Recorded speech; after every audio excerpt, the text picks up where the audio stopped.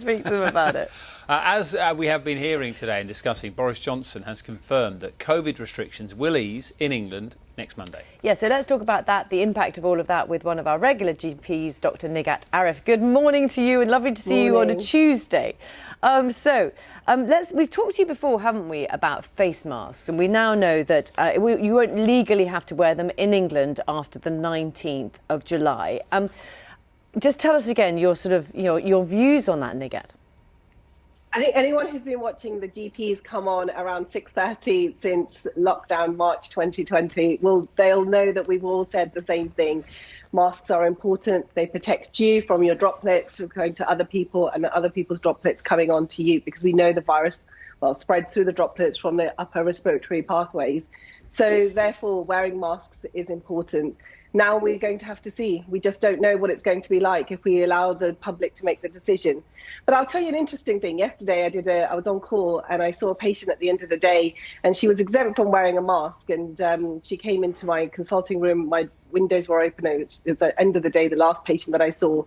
And I asked her, she didn't have to wear a mask if she was finding it a struggle. And she said, no, I'd like to keep my mask on to protect you, Dr. Arif. And I just thought, actually, I think that the great British public will do the right thing. They'll know that if they're in an enclosed space where the virus can spread more, they will wear a mask. They'll know that if they're outdoors and they're socially distancing from other people, there's no one around them, there's no need to wear a mask. So this is going to be one of those situations where all of us are just going to have to hope and wait and see that people will make the right decision when it comes to wearing a mask or not, because we do know that people don't like wearing masks for various reasons. And as a doctor myself, I've been wearing masks ever since I trained as a doctor, so it's not a huge deal. But one of those things that we'll just have to wait and see. Yeah, it's very interesting to hear all of that. Let's also talk about the numbers that government advisors were talking about yesterday of what they are, predicting could happen, saying that there could be 200 deaths and up to 2,000 people hospitalised every day by mid-August. When you hear that, I mean, this will have a huge impact, presumably, on GPs like you. Yeah, and I'm going to be honest, it's depressing to hear those numbers, to know that there could be up to 100 to 200 daily deaths as well. And I can sort of see what the government are trying to do. The rationale is it's summertime, we're going to be outdoors, and let's ease the restrictions. We've got the vaccination programme, which is going strong, very strong. We've got majority of our clinically extremely vulnerable patients vaccinated. But we still do have variants out there. We have no idea if a new variant can come in. We've got the Delta variant, which is rife at the moment.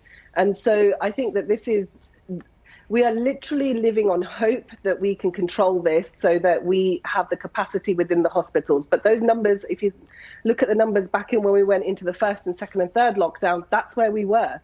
So to know that we're going to be back there again is heartbreaking, because we've done so much work in the NHS to try and keep our numbers down of cases, keep our patients protected as well. And I think that all of us are just hoping that actually let's see what it's like at the minute. But I wouldn't be surprised if it comes to winter, we could be locking down for the fourth time. And I'm saying it now, but I might be that's where we're heading. Can I just also ask you one other question about long COVID as well? Are you seeing patients with long COVID, and what kind of things are you seeing?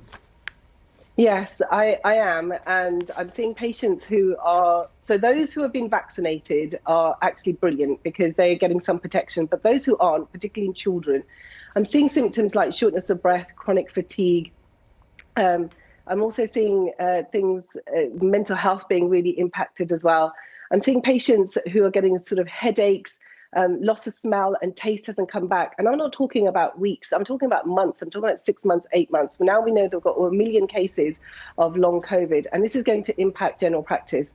So this is why it's vital that if you haven't gone for your vaccine, please get your vaccine. We know that the 2 doses of the vaccine will protect against variants as well, protect you against severe illness and hospitalization. And the whole idea of the vaccination programs, we try and keep the numbers low. And also, I think under these circumstances with the easing of restrictions, the other concern that I have are for my patients who are in the shielded group. We are waiting for more guidance on that. I'll be honest, I haven't seen very clear guidance from the government on that aspect either, because having conversations with my patients yesterday in clinic, a lot of them were saying, I don't know whether I'll be able to go out. Mums who are pregnant, who might not have the vaccine, they're really scared about going outdoors when there is high cases of the Delta variant. So there's a lot of information and guidance that we will definitely need as doctors. But I'm always hopeful that it'll be okay, Louise, Dan. It'll be all right. Okay. I love your optimism. Nighat Arif, thank you very much as well for joining us again. See you soon. Thank you. Thank you. So we know